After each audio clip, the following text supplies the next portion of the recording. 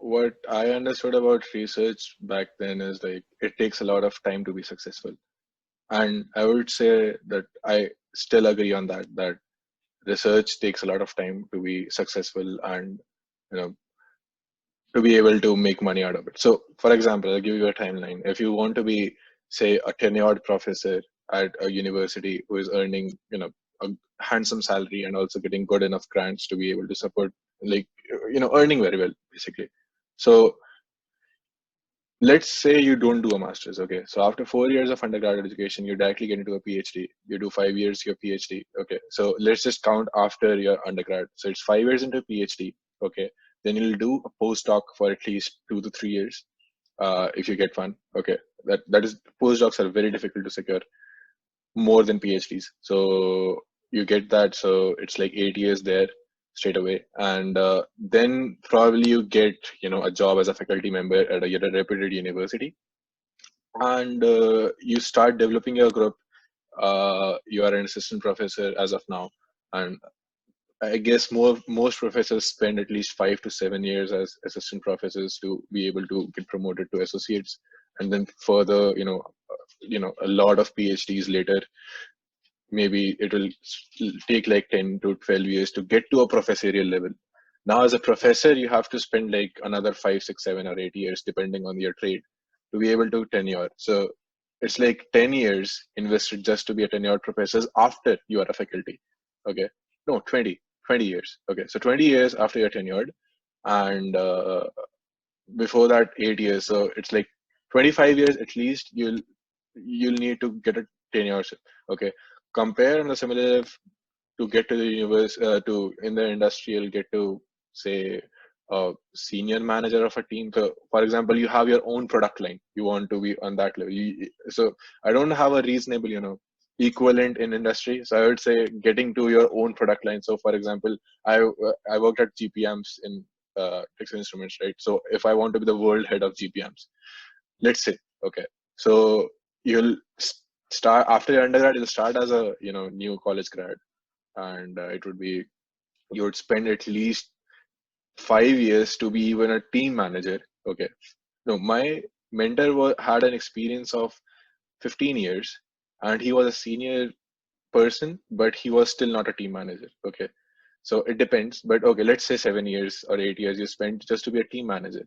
Then you'll spend another 5 to 7 years to get to, regional, so multiple teams will be managed under you.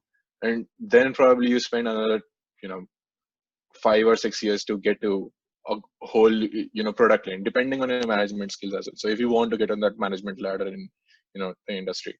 So if you see it, you'll end up spending 15 to 20 years in getting to that level in industry, and you'll be earning still, I would say, a lot more than a professor who is tenured at 25. Okay, depending again on your talent, it varies a lot. So yeah, 25 years for a tenured professor easily. Yeah, yeah, exactly. You need to be genius for 25 years as a tenured professor. And my professor who is teaching me the clocks course, he's a tenured professor at the age of 53 or something, like above 50, less than 55. And we consider he's a genius to be able to do that. So it's very difficult. Research takes time for getting to fame, and being able to be a maverick in your field, whatever. But yeah, it takes time. So that is what my perception was for my. That was a long answer for a single statement. So, anyways, so that was my perception during my.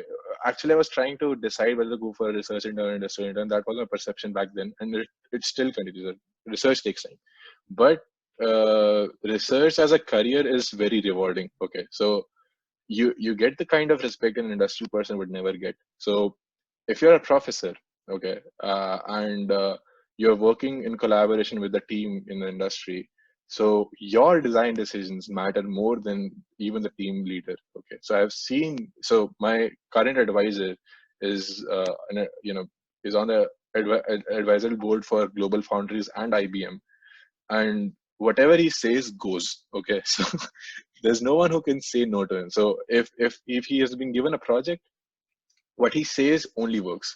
If he says no, this can't work, so it won't work. So it's as simple as that. So you get a lot of respect there, and also you end up developing something. You end up developing a lot of good new technologies on your own self, on your own right, versus you will be working in a lot of teams there's a lot of bureaucracy happening in industry depending on what your talent is, again managerial talent and the kind of company you get in. So I would say research is rewarding, but it entirely depends on the kind of person you are. If you get into a technical job, so there are three sectors majorly people look at after their undergrad, right? Like they get into non-core from an engineering college, of course. They get into non-core stuff, they get into core stuff, technical jobs, and otherwise they get into research. There are majorly three divisions. So non-core, let's just ignore people who get in non-core. They're not interested in technical, so why bother talking about them getting into industry or the research? But people who go into industry uh, just after their undergrad, I would say they would saturate the level till they can get to very, very early in their careers. And they'll anyways have to get at least a master's degree to be able to, get to at least a technical managerial level. So if you want, yourself not to saturate just 5 years into your career, you probably want a master's degree in your technical field as well, at least, not talking about non-core. So